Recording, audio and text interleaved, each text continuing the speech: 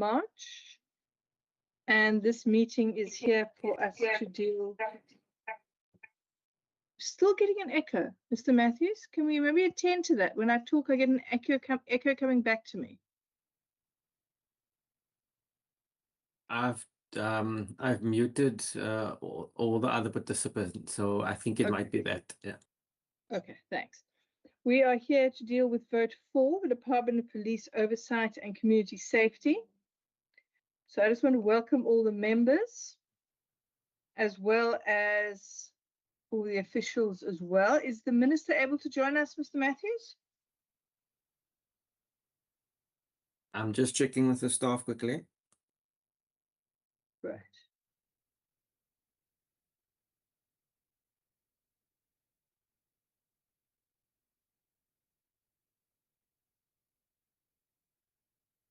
We do have the acting HOD, so I think we're good to go. And we have the minister as well. Okay, great. So I just want to welcome everybody to this meeting this afternoon in deliberation 4. And I think as we proceed, let us first have everybody introduce themselves. First the members, and then the minister, the HOD, and the officials. We'll do that in a moment. Just to bear in mind that this matter is being live streamed on YouTube, and that at the end of the questions from the members, there's an opportunity for the public to give input. I don't know if we have any members of the public here at the moment. So I'm Benedicta van Minnen. I'm the chair of this portfolio, the standing committee. Let's have everybody from the standing committee introduce themselves first, and then we'll move to the department. Thanks.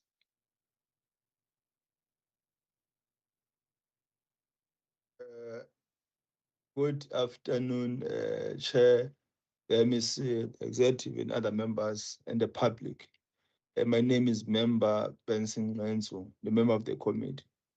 I suspect that, Chair, the issue of the echo is with you, not with any of us, according to my observation. Thanks. Good afternoon, Chairperson. My name is Wendy Kaiser-Philander, and I'm a member of the committee. Good afternoon, Chair and everyone. My name is Donita Stevens, and I'm a member of this committee. Thank you. Good afternoon, Chairperson and everyone else. My name is Aisha Kassi, member of the committee. Thank you. Good afternoon, everyone. Peter Johnson, member of the committee.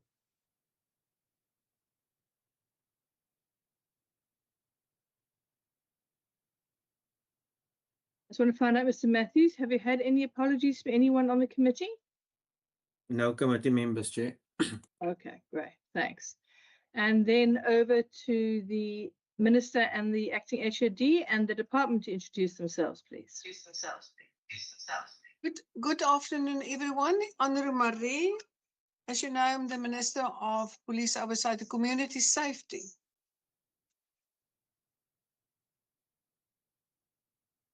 Good afternoon, Chair. I'm Milton Arendse, Acting Head of Department, Police Oversight and Community Safety.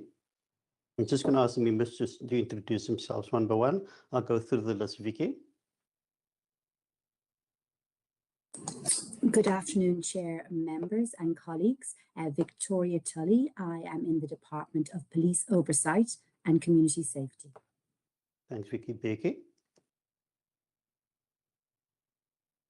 Good afternoon, Chair. My name is Peggy Similane. I'm from the Department of Community Safety, Directorate Monitoring and Evaluation. Thanks, Becky. Kurt. Good afternoon, Chair. I'm Kurt Neft from the Ministry of Police Oversight and Community Safety. Thank you. And then General Reddy. Good afternoon, Chair and fellow members. I'm Retired General Oswald Reddy, the Western Cape Police Ombudsman. Thank you. Thanks much, sir. Muhammad. Thank you, HOD. Good afternoon, everyone. Muhammad Friesler. I'm Director of Financial Management and CFO for Department of Police Oversight and Community Safety. Thank you. Thanks, CFO. Ansaf. Good afternoon, everyone. I'm Ansaf Mohammed, Director, Strategic Services and Communications and Head of Planning Community Safety. Thanks. And so Fred. Good afternoon, everyone. Fred Watkins, Director, Provincial Security Provisioning within the Department of Police Oversight and Community Safety. Thanks so much. Omanis. Okay, can we move to Kim? Good afternoon, Chair, members and colleagues. I'm Kim Seal and I'm from the Office of the Western Cape Police Ombudsman. Thanks, Kim. I also have here Clarissa. Good afternoon, Chair and everyone. Clarissa Samuels from the Directorate Financial Management. Thanks, Clarissa. Herman. Good afternoon, Chair and members. My name is Herman van der Westhuizen and I'm the head of Minister Marais' office. Thanks, Herman. Gillian. Good afternoon, Chair, members and colleagues. My name is Gillian Lutz. I'm from the Chief Directorate Security Risk Management within the Department of Police Oversight and Community Safety. Thank you. Thanks so much. Perfect. Good afternoon, Chair. It's Perfect Nova from the Directorate Financial Management. Thank you. Thanks, Chairperson. Chair, we have one more member that will join. I think he's just starting to get in. I will try and get him into the meeting. He is Mr. Richard Bosman. But that's our team for today. Thanks, Chair. Thank you very much, and welcome to everybody. Okay, in terms of the meeting going forward, we're going to take everything as read in the big blue book, and we're going to allow questions. But before we get there, obviously, we're going to have opening comments, please, by the Minister and then the acting HOD, as well as the two entities. So if I could please invite the Minister to proceed with any opening remarks. Thank you so much, Chair, and welcome to all of the Standing Committee members. Safety remains one of our important priorities in the Western Cape, and therefore we as Department of Police Oversight and Community Safety are dedicated to do everything in our power to create an enabling environment for our communities to thrive. And I will hand over to HOD Arendse to elaborate on our commitments. Thank you so much. Thanks, Minister. Chair, I just want to check, is it okay if I just flight one slide just to show our main expenditure items? I think it's easier to then see it visually. Thanks so much. Can I just check if you can see my screen, Chair? I can. Yeah, so one of the portfolios in our provincial safety plan is a provincial strategic plan is safety, and the outcome is the Western Cape is a resilient and safe society.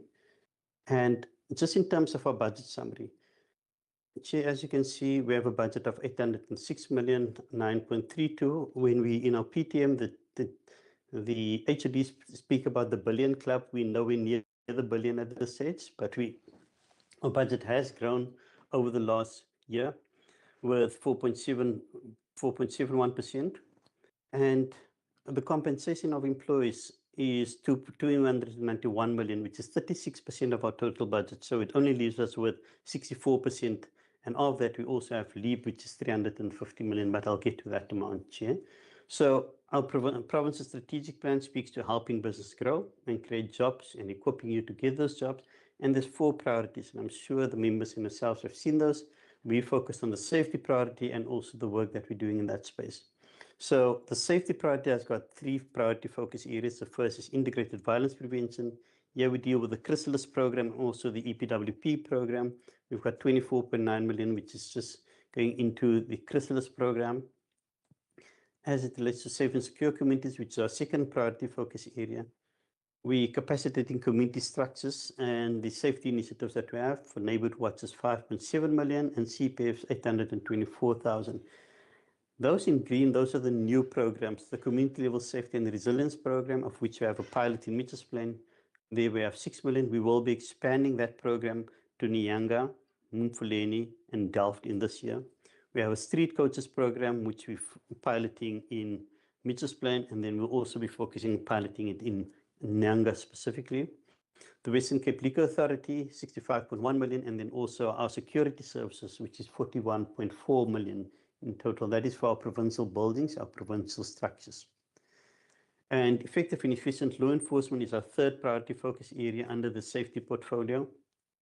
Here we have the Provincial Safety Coordination Center, which is basically we're building our Provincial Safety Intelligence Center of 2.09 million. It's not a new project, that's why it's not in green, because we've started it last year, but it's still in its early stages.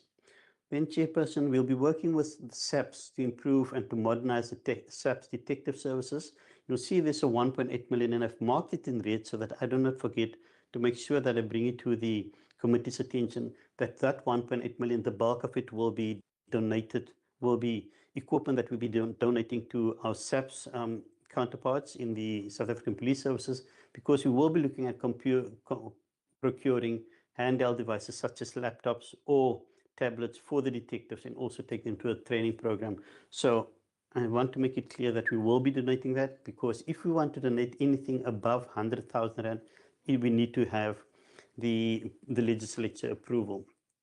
Organized Crime Observatory, there we have 1.8 million that will be focusing on the reporting on the Organized Crime Observatory that will influence our strategy, but also sharing that specific report with our colleagues in SAPS and also the City of Cape Town for their strategies and their operations. The anti-gang program, it's only 100,000 that we're allocating in the sense, but that is for an additional resource so that we can have a dedicated resource for the anti-gang program. And as we grow the program, we will seek further funding, but we are a small department. Our capacity is limited, and we want to grow this program. It's an urgent program, but we're working with SAPS, and SAPS is a key driver of that program. We're working with him, and an additional resource is what's required there. Then we're also focusing on strengthening municipal law enforcement. LEAP, 365 million. K9 in Overstrand, Mossel Bay and Swartland, which is 14.1 million. And then the rural LEAP, which is 10.4, and then also the peace officer training. And then lastly, it's the ombudsman, which is 9.4 million. So, Chair, just the one slide, just to give you an overarching view of where we are with the department, how our priority focus areas are structured, and where we'll be spending our main resources and the bulk of our funding. Chair, I'll pause here and then I'll hand it back to you, Chair. Thank you very much. That's a very useful slide indeed. Then just before we commence the questions, I just want to find out from the Ombudsman, General Reddy, would you like to make any comments at this point? Thank you for the opportunity, Chair. Just to highlight in terms of our priority and focus during the current financial year, we've done a lot of rural outreach to various areas like Clan William, Merweville, Herbertsdale, a place called Wuppertal. We're focusing on the alternative dispute resolution methodology to try and resolve complaints as soon as they arise and as quick as possible. And we've engaged with information sessions in the 5 sub-districts of the Cape Town district up to so far. And that program is rolling out quite well. I think that's it for now. Thank you. Thank you very much. I believe we've had an apology from Mr. George with the Liquor Authority, but the CFO is here. I don't know if there are any comments you'd like to bring from the Western Cape Liquor Authority at this point. Nothing from our side at this point. Thank you, Chair. Okay, thanks very much. Okay, right. So if we're going to get into the actual meat of this discussion, in the blue book, the big blue book, but I'm sure everyone knows what I mean by that, it commences on page 127 and runs through to page 163. We will have several rounds of questions. I've divided it into 3 sections. So before we start on the actual vote itself, I just want to find out from the members if there are any questions to be raised about the opening remarks from everyone. Please put up your hands now if you want to, sorry, that's my phone, that's me, if you want to ask any questions.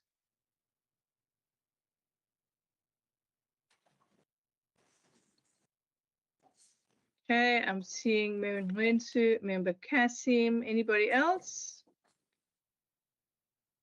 Okay.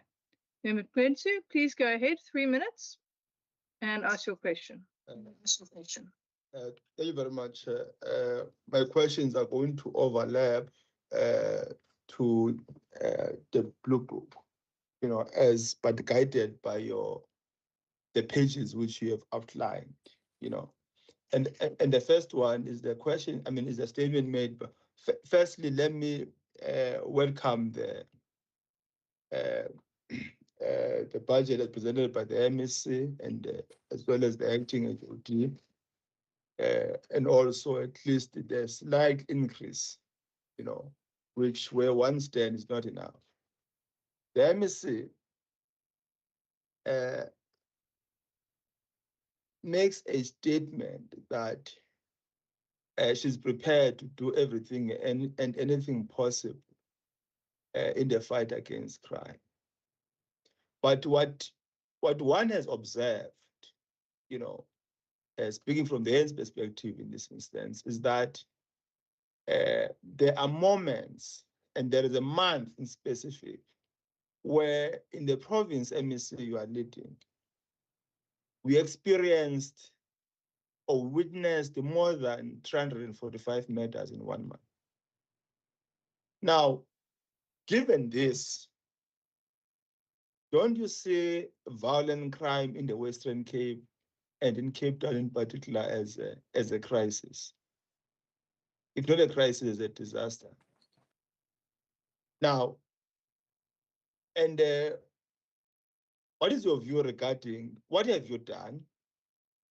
And despite that, of course, as the ANC, we called for the declaration of violent crime as a national disaster, but the president deployed the army, and we won't welcome that. But just in respect to this question, and given the statement you made, based on what has been allocated to you, what are your plans to ensure that we are not going to experience incidents of this kind? And also, given where they are located, what is it that you are going to do to ensure that squatter camps in the Western Cape, in squatter camps in the Western Cape, there is no violent crime? On page 30, on page 130.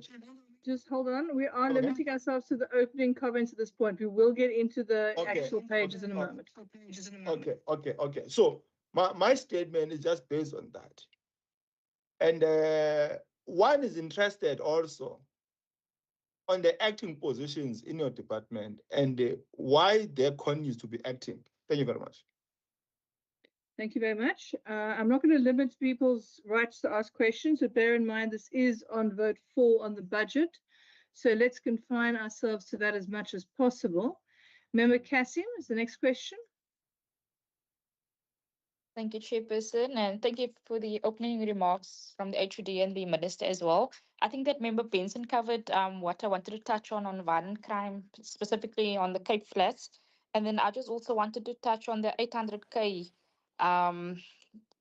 under the anti-gang program. I just wanted to get a view or the viewpoint from the HOD. How effective does it think that 800K is going to be, specifically in areas like the Cape Flats? So I wanted to get an overview as to what that 800K is going to cover compared to the millions that are being diverted to other programs.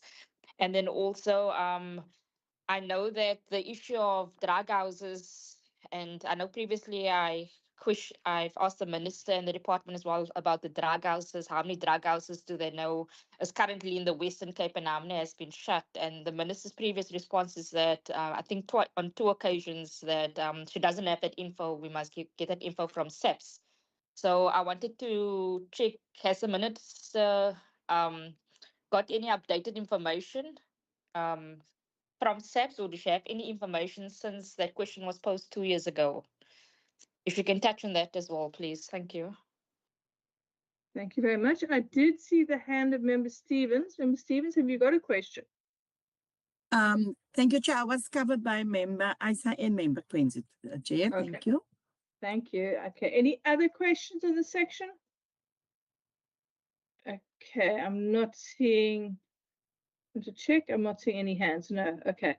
Over to the Minister and the Acting HOD, please.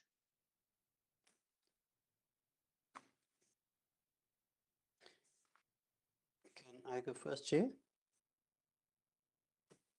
Please go ahead. Because you are Thanks so much. quite soft. Is it possible just to, I don't know, speak a bit louder or move it closer to your mic? I actually have let me just see if I've got the, is that better, Chair?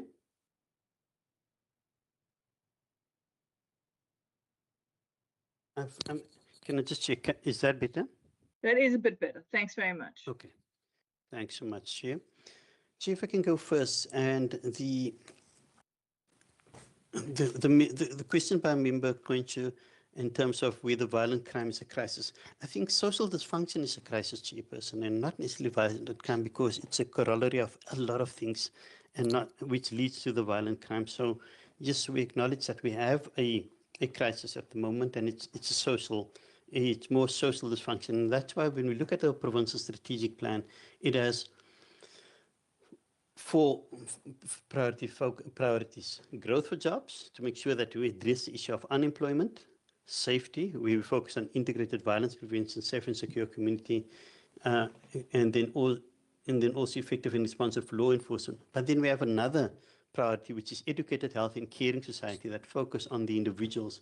So it's not just a safety problem, it's a whole of society problem that we need to address in the whole issue of social dysfunction.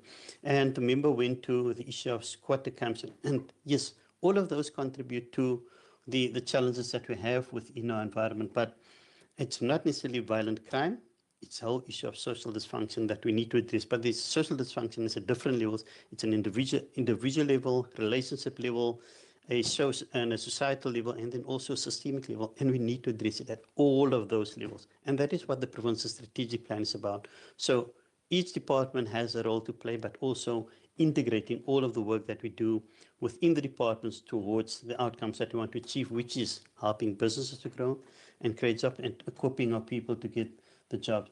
So if you ask what are we doing to reduce the prevalence of violence, it's not just this department that's working towards it. It's also education, health, social development, the City of Cape Town, SAPS. All of us are working together towards reducing crime within our society.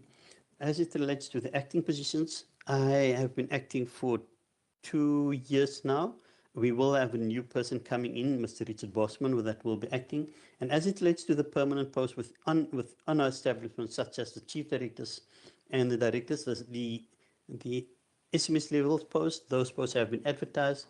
The shortlisting sessions will happen on Friday, and then soon after that, we will have those posts filled. So we understand that we need to get those posts to get stability within the department. Member Kasim, the issue of the number of drug houses, I can recall there was a standing committee request via the Minister's Office for that specific data, and the data was provided. And if you do require updated information, we will provide you with that. But I can recall that there was a request in the number of known drug houses or suspected drug houses that's available. Obviously, it's not a fixed number. That number will change over time. It will either grow or decrease over time. But if you need an updated one, we will definitely ask SAPS and provide you with that information. And then quite a good question in terms of the effectiveness of the 800,000. And thanks for that question, Member Kasim, because it seems as if we're only putting 800,000 into the anti-gang program. But remember, SAPS has a huge anti-gang component also, and the City of Cape Town also focus on and working with the city, with SAPS on the anti-gang.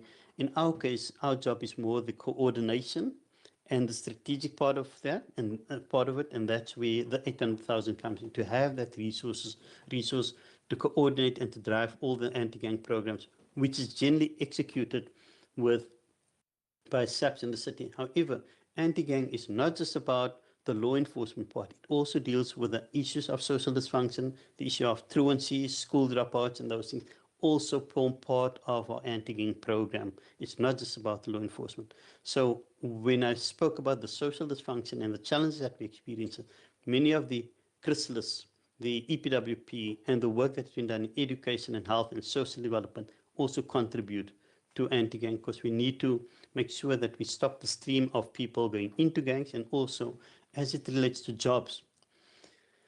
If we can get people into jobs and make jobs and formal jobs or informal jobs or entrepreneurship, the mainstream job opportunities which people see, they will see gangsterism should be the extreme alternative and not the key one that people move or the youth move towards to see that they can earn funding. So it's all social transformation, and we need to look at how do we transform our communities, the social dysfunction, addressing that, and have a whole of government and whole of society approach, both from a systems approach and from a life course approach, and how we're going to improve the lives of our people.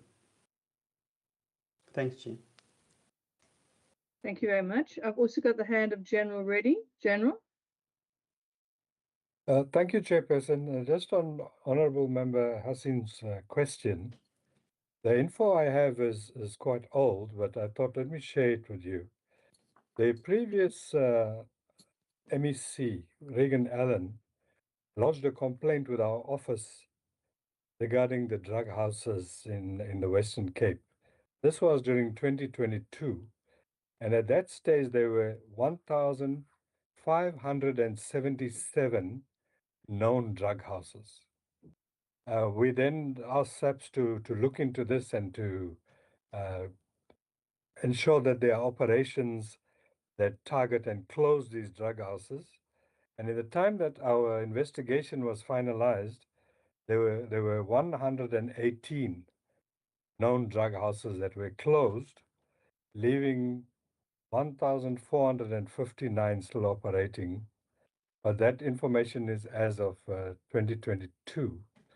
So the challenge that we have as the police ombudsman is that we do not have post-monitoring powers. So we cannot check on SAPS how far they are with this and how they're addressing it. But I will have a discussion with the acting HOD and the minister to try and make a follow-up to get the latest information. Thank you. Thank you very much. Okay, if there are no follow-ups there, we can then proceed to the actual meat of the discussion. On vote 4, as I said, it commences on page 127. The first portion for questions would be down from 127 to 134. That is 1, overview. Then it goes on to 2, review of the current financial year. 3, outlook for the coming financial year. Service delivery risks, reprioritization, procurement, receipts, and financing. So it goes from 127 to the top of 135. I do have a question from Member Ngwensu. Do we have any other hands at this point that are going to go up? I've got Member Stevens. Okay, Member Ngwensu, please go ahead. Thank you very much, Chair. Let me start with page 130. An amount of about 4 million, Chair, has been allocated for what is called incentives component of staff approved under early retirement and voluntary exit programs. Well, what does this statement in real sense mean? Do you suggest that MEC and HOD, you are undergoing a process of restructuring? Put it differently, for those who may perhaps be familiar with labor law terms of Section 189.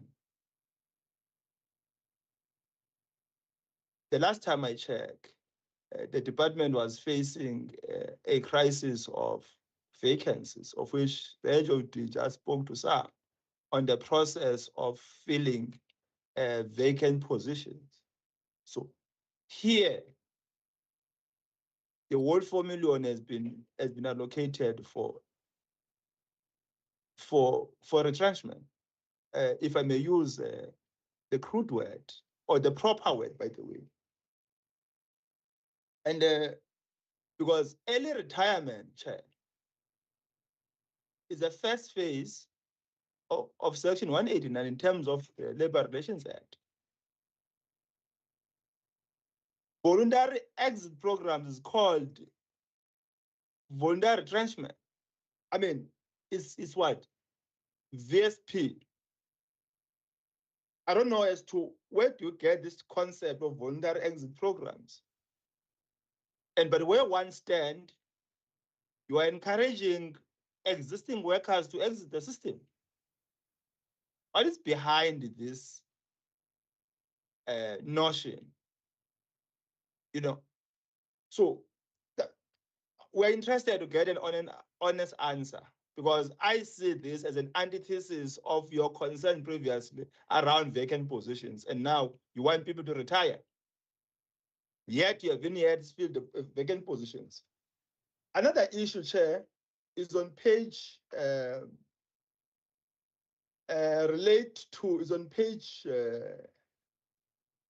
machine I'm using now. Where is this?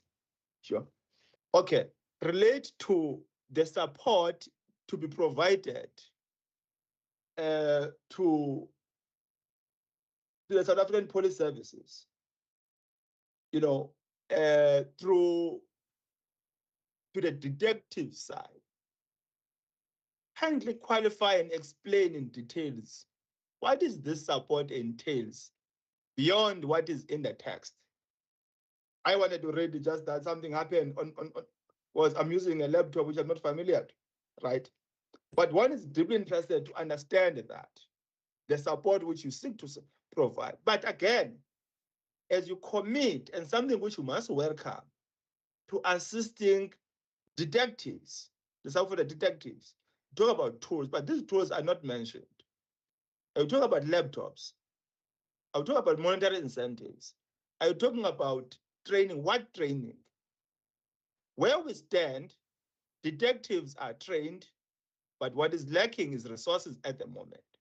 So can you assist the committee to defining this support which you talk about here? And one other issue which one is interested on page 129, relate to the Western Cape Anti-Gang Hub and Pilot. Our interest is, what do you mean by this? Because what we must avoid is commitments on every budget we present. And commitment, when you examine them, you find that they are empty. Because you agreed with us somewhere, when you made a statement, when you agreed with us to say that the relationship between crime in the Western Cape, in Cape Town, the so-called Cape Flats of Mitchell's Plain, Khayelitsha, and the chronic crisis of underdevelopment. Then what is your response to the chronic crisis of underdevelopment in these precincts where violent crime is taking place? Kindly help us on that one. Given, I think we can finish up there. I'll come back to you. Do you agree with me when I say the last point for now, that violent crime in the Western Cape and in Cape Town is out of hand, has got out of hand? And that, would you agree with me when I say the MSC, the Premier, and the Provincial Commissioner are actually unable to respond to crime? Maybe their potential replacement can help a great deal. What is your view on that? Thank you, Member. Moving on.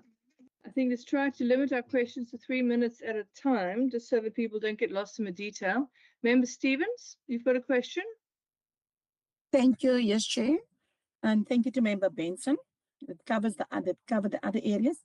My first question is page 127 and page 128.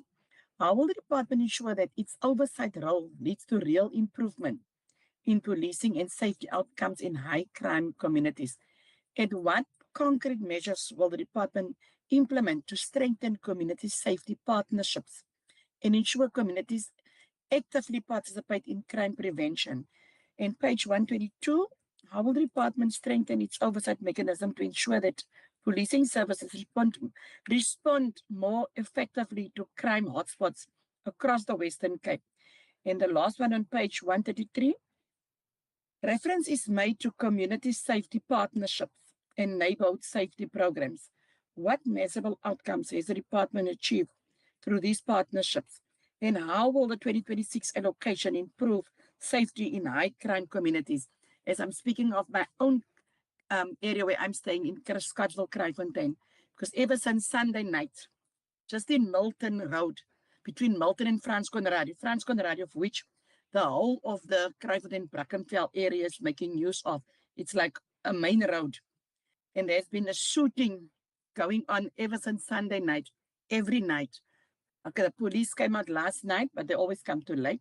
The night before, they were patrolling around about 2:10. I saw them stop at few suspicious houses, but just stopped and they moved on without searching, nothing. But like I say, there's been shooting since Sunday night, every night now. And I mean, the gangsters are like open. You can see them from afar, but so I just need answers on that questions. Maybe that will give me more clarity on what the police are busy doing in our areas. Thank you, Chair. Thank you very much. Mr. Arendse, over to you in the department to answer those, please. Sure. Thanks, Chairperson. Chair, can I ask our CFO to respond to the incentives for the voluntary retirement, Mohammed? Thank you, HOD, and through yourself, Chairperson. The voluntary exit packages and early retirement are two initiatives that has come through to our government institutions from national level. So it has been facilitated or initiated largely by DPSA, and then National Department of Treasury has provided the department with the funding, which is the 4 million, to facilitate that early exit programs. So, Chairperson, in terms of what the member has raised, it's a mechanism where qualifying staff members are able to leave the service without penalization relating to their pension funds. It's a mechanism to wholly reduce the huge way bill, salary bill of government as a complete entity, national, provincial, as well as local. So it's in an effort to reduce the funding that we direct towards human resources in the bigger scheme of things. And with that, in our department specifically, there's been 6 individuals who's applied to national in terms of the program and who were approved for it. So the 4 million is going towards the pension penalties that the department would have had to pay had this been a normal early retirement exit, which the funds is now being provided by National Treasury. Actually, I don't know if I should add more, but that's generally where it's coming from national level. Thank you. I think you've covered it. Thanks so much, Chairperson. CFO, Chair, if I then can, let me just respond to the issue of the detectives. And firstly, thank you for welcoming the fact that you're working with the detective member, Provincial. But I've accompanied the Premier on an oversight visit to the Kraaifontein police station, and I had a discussion with the detectives. And in that 10-15 minutes of discussion, I determined that none of the 30 detectives or 30, I think they in total are the 60. They do not, none of them have a dedicated laptop. They do not have a cell phone. None of them have a dedicated email address. And they work towards one computer. So all mails get sent to one computer, it gets printed and provided to them. Also, the clients or the witnesses, whoever, cannot contact them because they do not have cell phones. So you need to go via the landline. And all emails that get sent to one central address, it gets printed and put on the files. And then also, if all statements need to be typed out, but they all working towards one computer. So that is the extent in Kraaifontein specifically. So we immediately said, but we need to assist in this process. So when you ask about the capacitation, we will start with training. We need to start with digital skills training, and then also have a limited number of these law enforcement officers, of which Kraaifontein is one of our key focus areas. Have a focus on some of them, at least have computers assigned to them and allocated to them. So we are working with SAPS on this one, Jill Makashalala, and we will be rolling out this program, but we will be rolling it out in 5 areas within Western Cape, 5 stations, but it includes Kraaifontein, Nyanga, Delft, and I think Thembalethu as a rule one will also be included. So it's more about seeing how the technology will allow them to improve the work and to improve the efficiency of the work.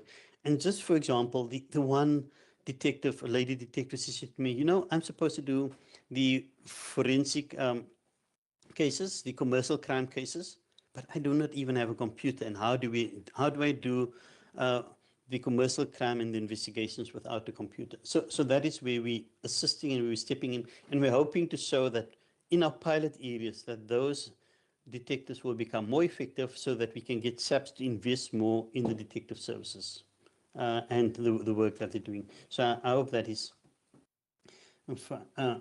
okay with you, or that you understand what we're trying to achieve. Then do I agree that violent crime is out of hand? So, I've indicated earlier that social dysfunction is a crisis. I cannot make a comment about what the Premier and the MEC is able to do and what we're unable to do. What we are looking at, though, is a whole of society approach and an intervention. We will not solve this problem overnight. And I think, member, you will also understand, this is not something that we'll be able to solve overnight. The army will come in and they'll suppress the crime, but that doesn't mean they will eliminate the crime. So it's about what are the programs that do we put in place now that the army is here and the defense forces here. What programs do we put in place so that it doesn't mushroom again once the defense forces left? So yeah, it's a challenge. It's a crime. Sorry, crime is high and it's unacceptably high. And our Premier, in his statements, he always saying, even if I ask that we reduce the crime rate by 50%, it's still unacceptably high. And he makes that point wherever he goes. And we understand that it's a critical count, but it's not that we're not doing something about it and that we're unable to deal with it. It's just the process that we have in dealing with it will take time. Because it's not just about the law enforcement, it's about bringing the violence prevention, making sure our communities are safe and secure, law enforcement, but also, more importantly, creating jobs. And then, in terms of our oversight role, what concrete measures are in place to improve policing efforts? So, we have a significant number of programs that we run with SAPS. So, firstly, SAPS and the city working together, and especially in those areas where we have high crime, and that is where we look at the LEAP areas. And then apart from the LEAP stations, we also have the roving unit that deals with these areas where we have high incidences of violence. But linking to the point that Mkoinsu made is that violent crime is out of hand. It flares up everywhere and you cannot really predict it. And we do not have the money and the resources to have LEAP officers and police officers on each and every street corner. We need to make sure that the work that we're doing is data-driven and that we know and that we can start developing predictive analytics so that we can understand where these things will flare up. And that is in the purpose of the anti-gang up, so that we can centralize the strategic leadership of the anti-gang implementation plan initiatives, and we have evidence-based interventions with measurable outcomes. So, and we want to strengthen the intergovernmental and civil society relations. Currently, it's happening in different spaces, and it's been seen as different projects, but we need to understand that these are all interrelated and interlinked, and that's why we need the anti-gang up for that strategic coordination, the implementation support, knowledge and data management, stakeholder engagement, monitoring and evaluation, and also learning, so that we can inform where the resources need to be deployed. So that is where we are with anti-gang up, but also in terms of our oversight role. Remember, what we have also looked at is developing a SAP station maturity model, so that we can see at what level of maturity are the different police stations, so that we can now see if a police station is at a maturity level 1 because of resourcing, because of vehicles, because of how it looks, and the fact that the technology isn't working, then we will get SAPs to have an improvement plan for that station, and we monitor that we bring those stations up to standard. So a lot of work is happening, and may I say, since our minister has joined, we have really been able to strengthen our relationship with SAPs and working together to the extent that they come to us and that we work with them. In our case, we'll go to them if we require them to focus on certain areas. And we have really strengthened through our minister, but also through the provincial or the Safer City Collaboration Agreement. Chair, I hope I've covered that. Thank you very much. I just want to check if there are any follow-ups. I've got you there, and I'll come to you now, member. And then, are there any other further questions on this section? Okay, Member Mlentu, please go ahead. Thank you very much, Chair. I posed a political question to the political office bearer. Okay. Now, the political office bearer did not respond, but Mr. Arendse responded. And he could not respond to the question because he did realize that it is political. I still call on the MEC to respond to that particular question regarding violent crime being out of hand, and that if therefore our people were to call for her head, that of the Premier, and the Provincial Commissioner, what will be her views? That's the first thing. The second one, Mr. Arendse, I think we need to appreciate as a committee the intervention you are making to aid in this. I mean,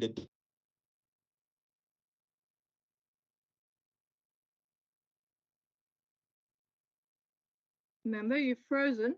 Are you still with us?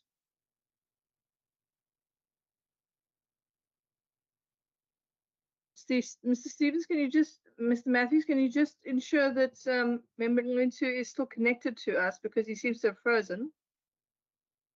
Chair, it's probably connection on his side, but I'll check with him on WhatsApp what's happening his side. Okay. In the meantime, I want to check if any other further questions in this section. I'm not seeing any hands. But I think we get the number of what his question is, and we could hand over to the department and possibly the MEC for a response, given the fact that this is the budget vote. So we want to sort of contain ourselves to the budget issues before us.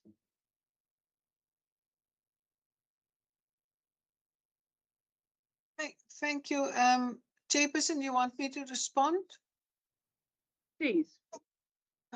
Thank you. I think that our acting HOD respond very well to all the questions that Member Ngentu has asked. Thank you. Thank you very much. Okay, as I see no further questions, I'm going to move on to the next part while Mr. Matthews just checks what's going on with Member Mlentu. That is from page 135 to page 146. It is the payment summary and then the program summary, the program description, Program 1, Program 2, Program 3, Program 4, up until other program information. So if we can have questions on 135 to 146. Thanks.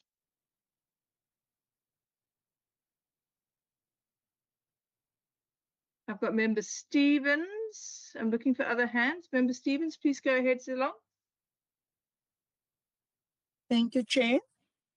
On page 139, the department highlights initiatives to improve law enforcement capacity and support with municipality safety efforts.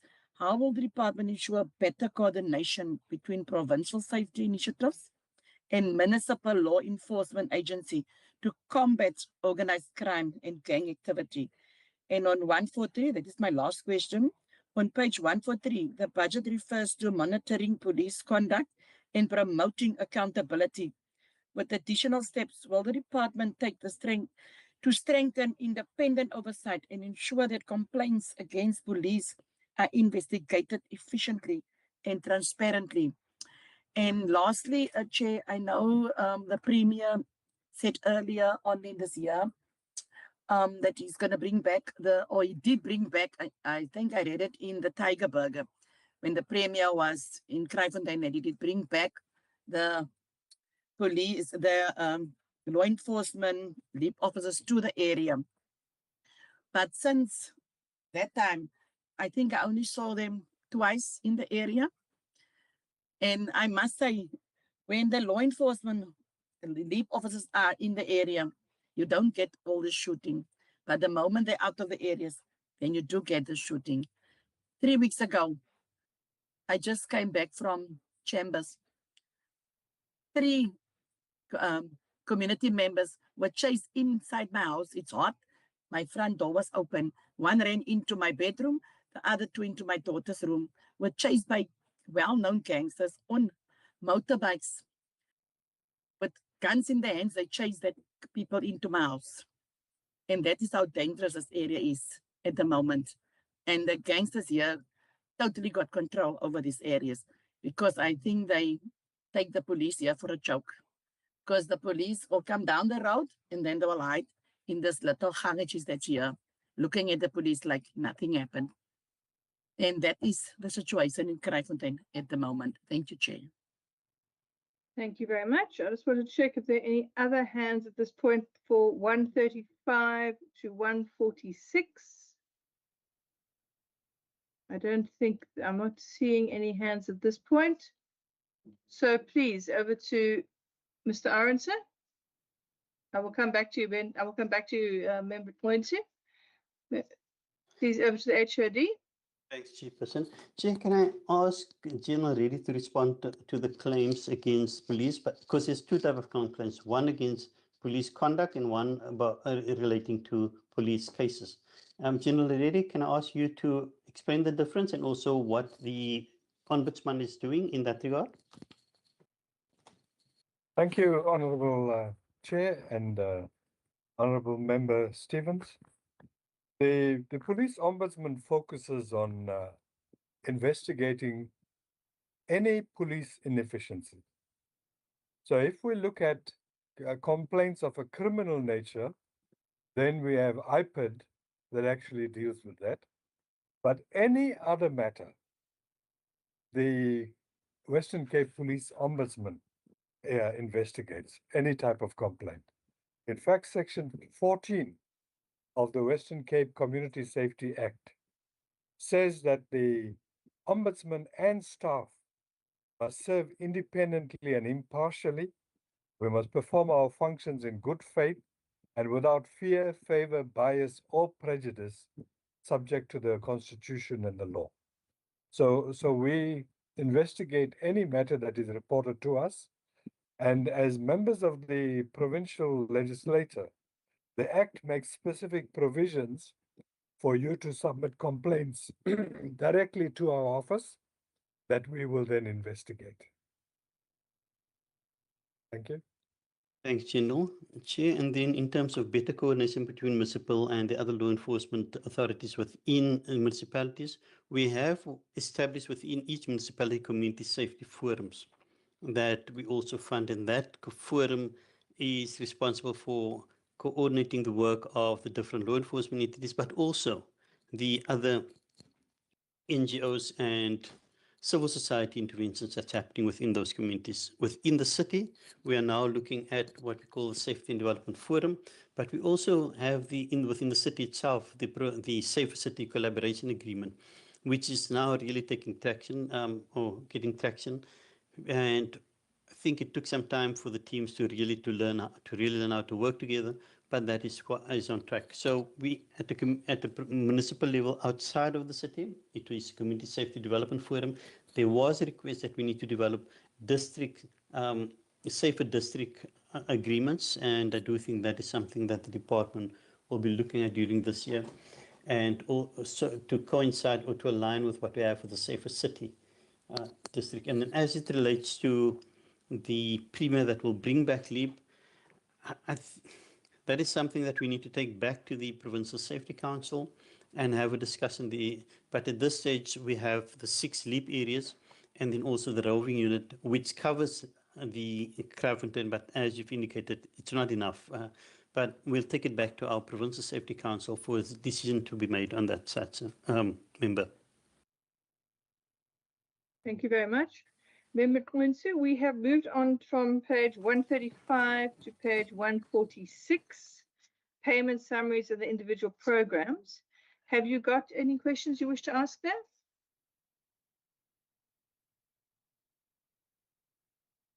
I'm afraid you're muted. Just check your audio. You're still muted, I'm afraid.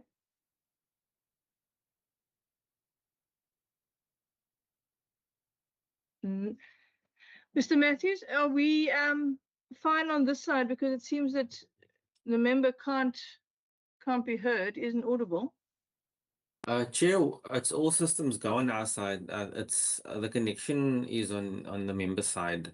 Maybe even switching off the camera might assist with the connection, but that seems like he's muted himself. Okay, just make sure you unmuted yourself, member. We're still not hearing you.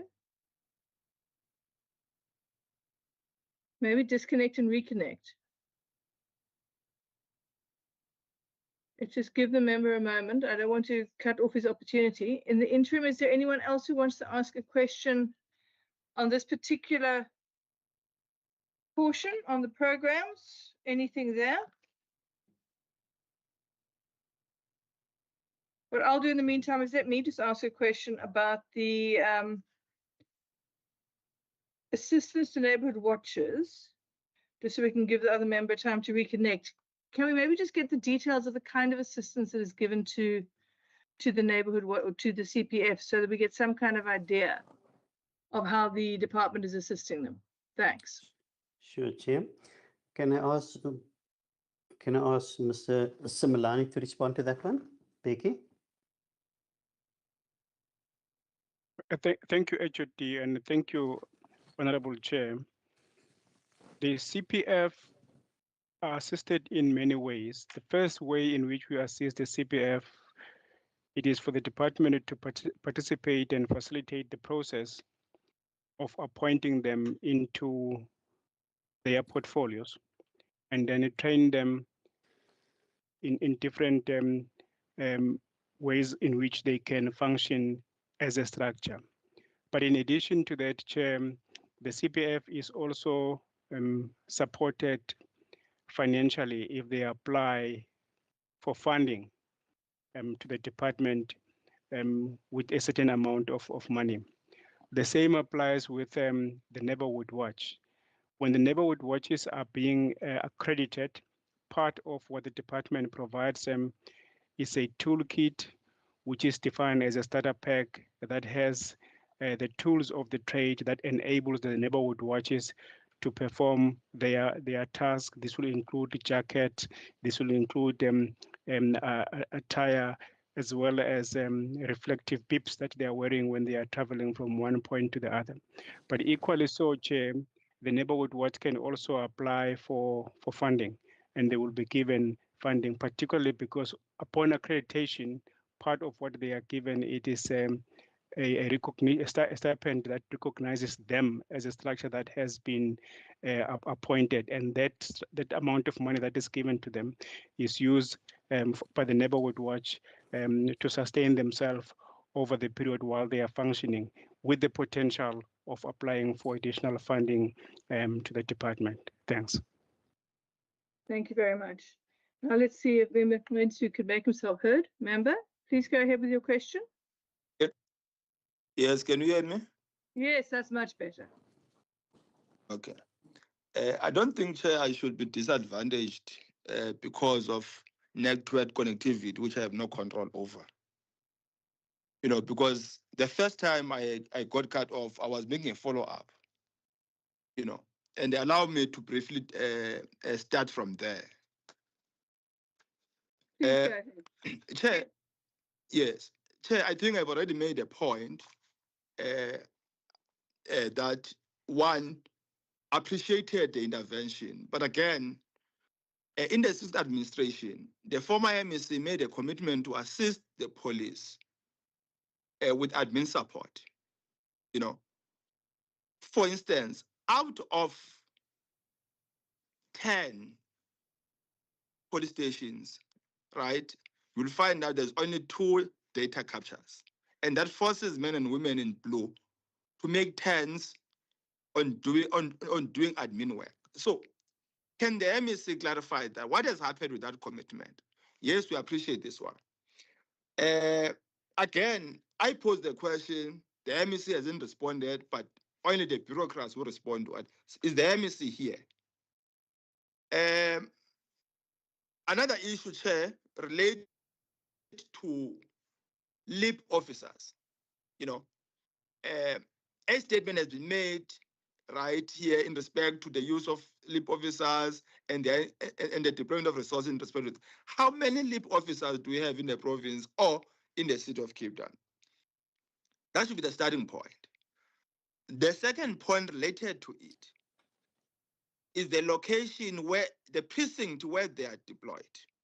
That will help us agree, because we are told in the report that about 700 LEAP officers are deployed. Where? Are they deployed in one precinct or in different precinct? On the question of the page where we are, 136, table 8.1, right? Program 1, subprogram 1. There appears to be a decrease, right? And that decrease is on 8.1, administration, 8.2, goods and services, and as well as 9.1, financial management. Why is such a budget? Why is the budget decreased in those areas? On page 143, you know, of the 365 million for this financial year, how much is allocated for the rural LEAP and how much will be given to the city? I think that breakdown would be quite important for the committee and our people to have a sense about them. Let me just pause there for now, Chair, before my very last one. Thanks. Thank you very much. Over to the department to answer those. It's quite a few questions. Thank you, Chair. I can answer Member Ngensu. I just want to mention that the acting HOD Arendse did dealt with all your questions, so I think it's no need for me to reiterate the same answer. So thank you.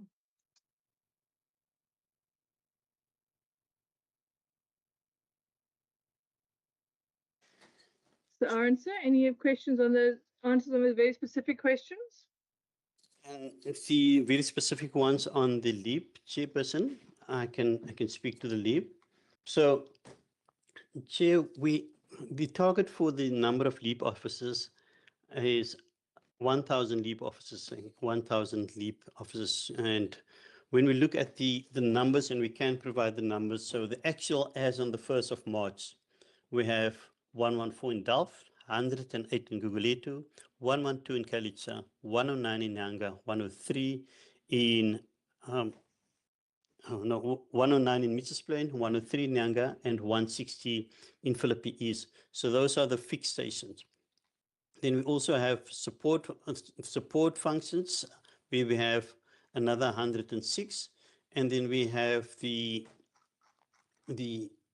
LEAP officers that's deployed in the. I'm just trying to get the roving unit. There's also a roving unit. I'm just trying to get to that number, Chairperson. But the roving unit is currently supporting Elsie River, Nova Park, and Menenberg. 122 of those are in the roving unit. But we need to understand that if we have that number, for example, if a target is 120, it's actually split into shifts. So you need to divide the number by 4. That will be 30 at any given time. So those are the numbers, and we can also send through those numbers formally, Chairperson. And I've also indicated where those LEAP officers are. And then some of them for the back office support is in the firearms desk, the control room, armory, where we need to manage the firearms, fleet coordinator. So there's a whole ecosystem around it also. Chair, I am going to ask the CFO to respond to the decrease in the budget. And Minister to respond to the first one. CFO? Thank you, Chairperson. Thank you, HOD, and through yourself, Chairperson. I just wanted to say that the amounts that the member has raised, there's a common thread through all of them. And this common thread is the additional allocation that we've received from Provincial Treasury in the adjustments process for costs that would relate to our relocation to another building within the CBD. So if you look at it, specifically in the way that the member raised it, administration, even though it shows a decrease on the adjusted budget, it shows an increase on the main appropriation. So all in all, there is a nominal increase on year, but the adjustment appropriation included an 11 million rand extra that was specifically for furniture,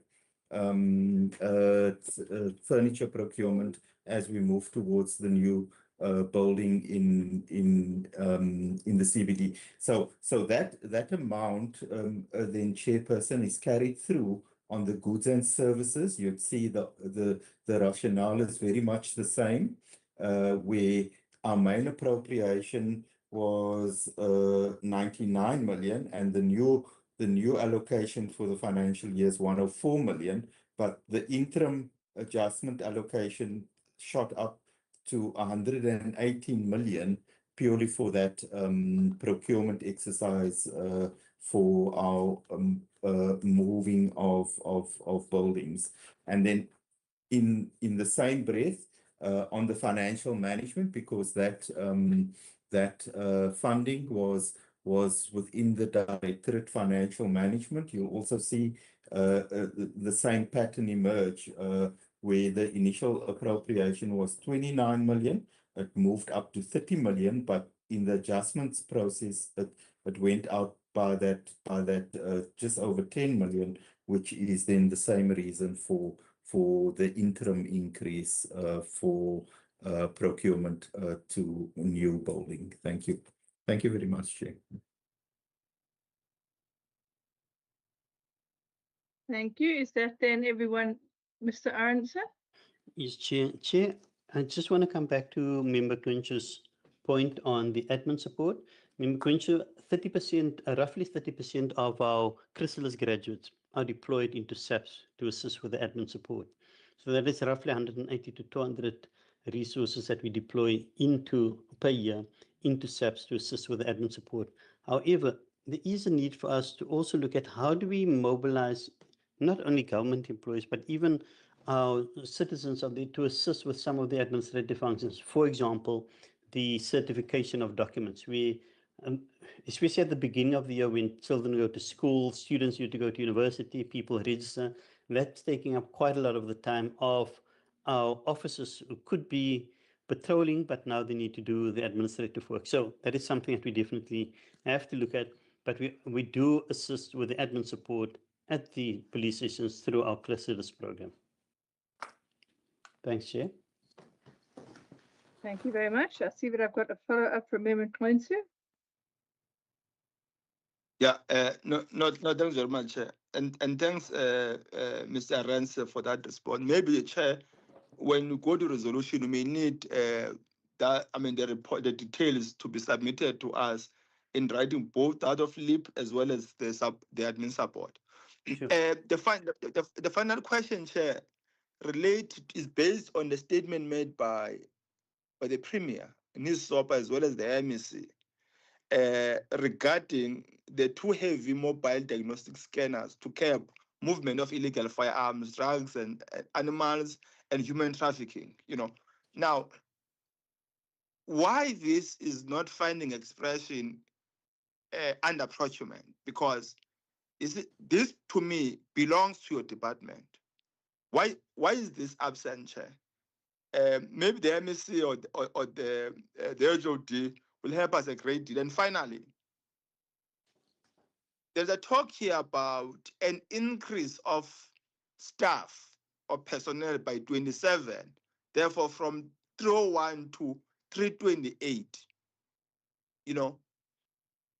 Have this position be advertised already, or they still to be advertised? And again, Chair, maybe when you resolve, we need to get a roadmap and quarterly report in respect to the filling of vacancies, including this particular question. And whether also is this not a contradiction to an earlier question, notwithstanding how you responded to it, about the call for early retirement and voluntary exit by the workers in the department? Thank you very much, Chair. Thank you, Member. And if we can hand over to the department for those answers. Chair, if I may. So the mobile scanners will be procured by the Department of Mobility Chairperson. So it's not within our department, so it will reflect in the Department of Mobility. And we are working with them on this matter, but that will be in their space. Chair, as it relates to the increase in staff, Member Quinto, I think as the Oversight Committee, it's just more than appropriate if you require us to submit a quarterly report on the progress pertaining to the filling of the posts. I think that makes sense. So I do think in the resolutions that can be taken up, and we can provide that report on a quarterly basis. But as it relates to the contradiction, so the CFO has indicated right at the beginning that it's a national initiative.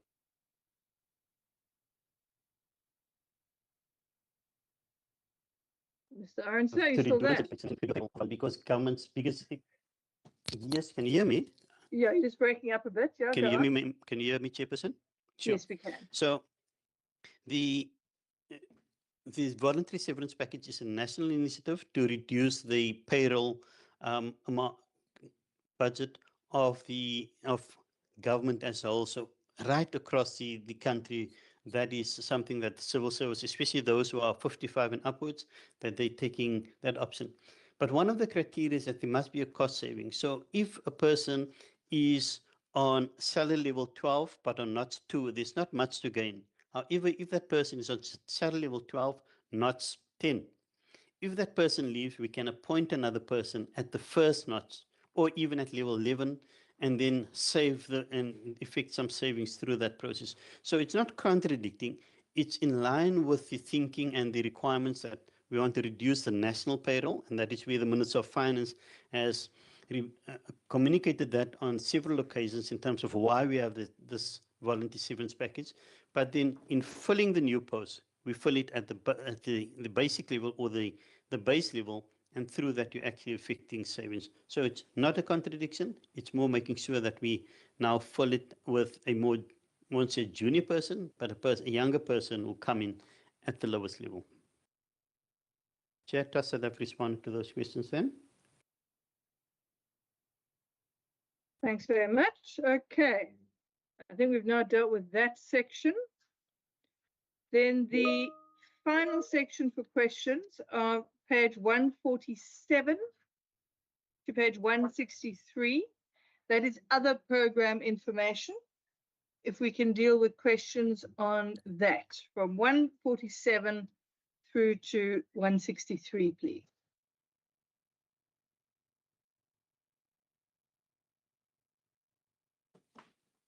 I'm giving over to other members to also speak, particularly those from the TA. Thanks, Chair. Thanks very much. I see there any other hands that have come up from anyone? Any other questions? Okay. I'm not seeing any other questions at this point. I'm not seeing any other hands. Can I just find out from Mr. Matthews? Mr. Matthews, are there any members of the public present who indicated they want to give input? Thank you, Chair. There have been no indications of people wanting to make submissions, and none received beforehand either. Okay, thanks very much. In that case, if I can ask for closing comments, please, from the MEC and the HOD on this section, and then we can move on to the next section of the meeting.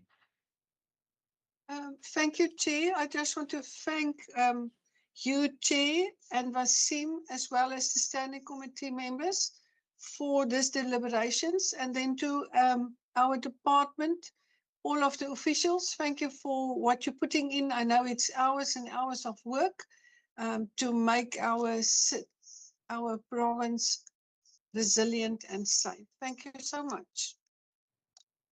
Thank you very much. HOD?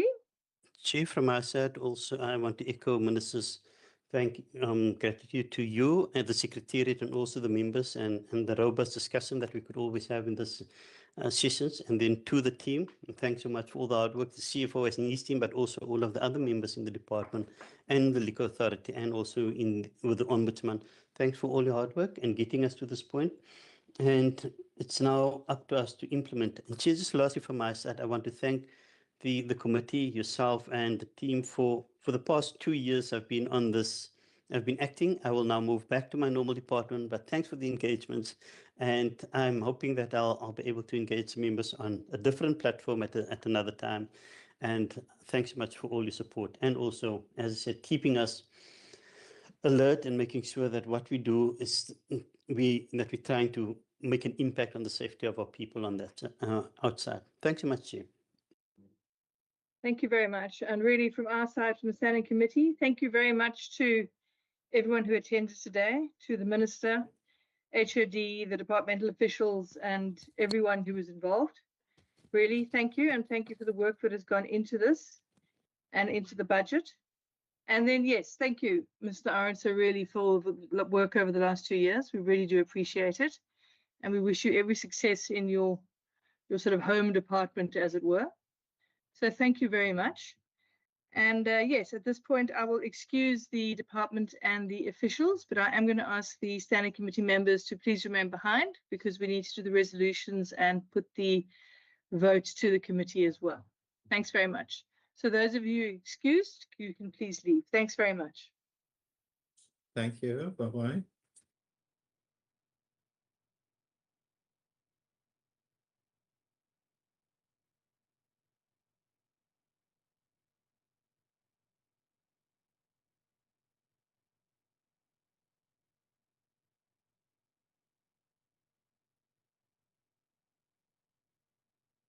Okay, right. Standing Committee, thanks very much for all of those questions. At this point, I just want to know if there are any requests for information, resolutions, or recommendations. I know Member Ngwintu had some. Let us make sure that we've got everything captured. With Mr. Matthews, who's always so happy to fill them in for us. So members, if you have anything, please raise your hands now.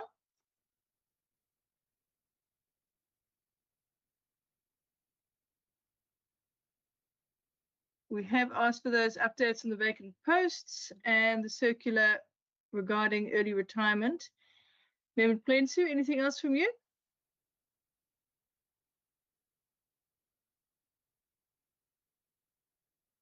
Sorry, thanks, Chair. Yes, man. I think you have covered the issue of the circular.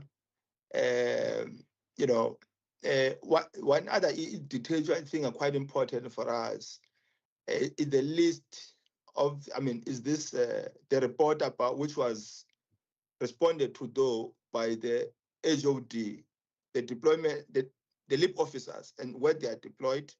Sure. Can you hear me, Chair? Yes, I can. You did. You mentioned the LEAP officers. Thank you for reminding me. The LEAP officer Can you hear deployment. me? Yes, we can. Can you hear me? Yes. Can you hear us? Yes, as well as the admin support. I think that report will be important for us. One other issue which I think is key is for us to get quarterly report on the issue of vacancies, the filling of vacancy posts Yeah, I in the think that's a department. very I think good we need to follow it. Yes. The last one, I think we need to visit what is that? Chrysalis. College. Chrysalis Academy. Yes. Yes. I think we need to.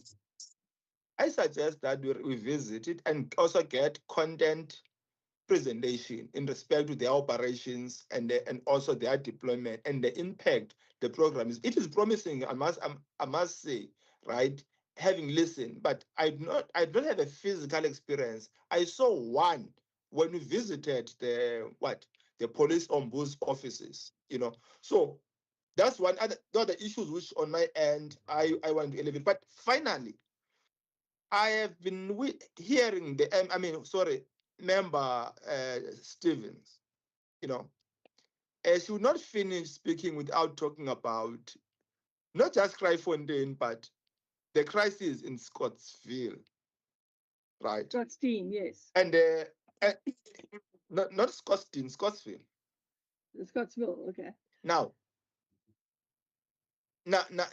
if you listen to the content of her statements, is what she witnessed, right? Is what happened just in her area.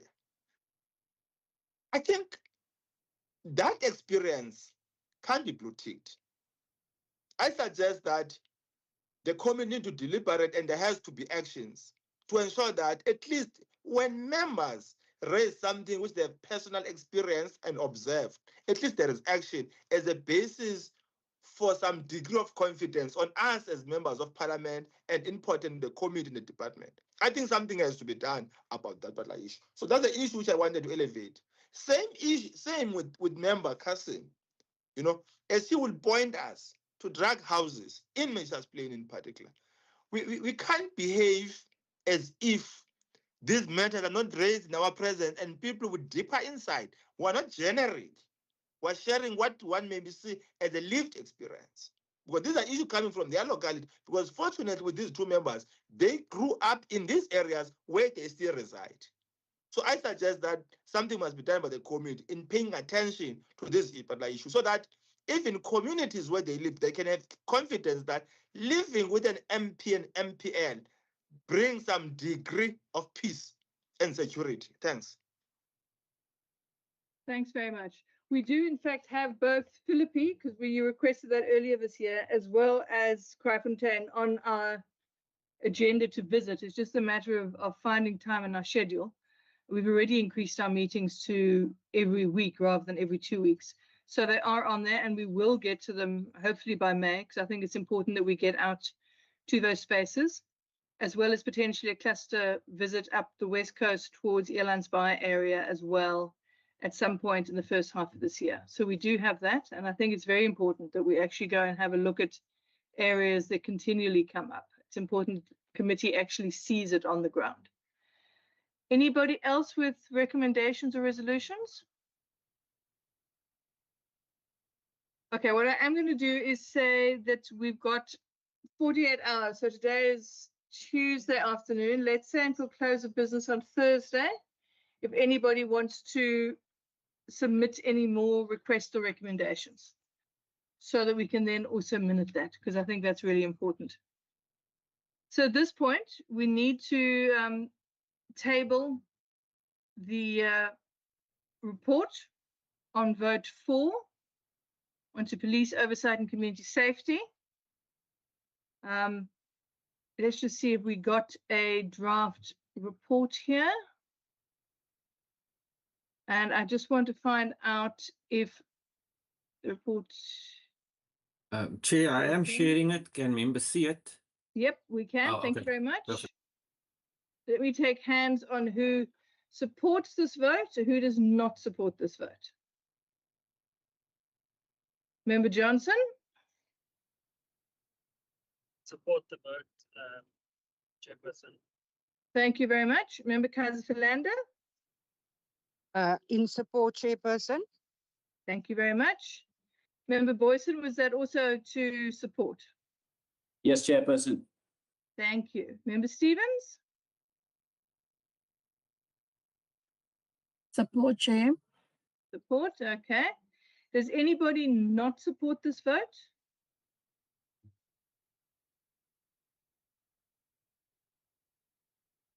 Going to check with everyone. Okay, Member Linsu.